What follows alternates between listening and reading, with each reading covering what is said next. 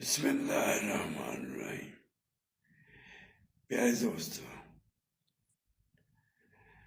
دنیا میں ہمارے جو دشمن ہیں چار چیزیں: شیطان، نفس، دنیا اور ہماری خواہشات۔ دنیا میں ہمارا مقابلہ ان چیزوں سے ہوتا ہے، اور انسان جو بہتر وہی ہے جو ان چیزوں سے بچے گا، یعنی کہ دین اسلام کے مطابق ہم ہر عمل کریں گے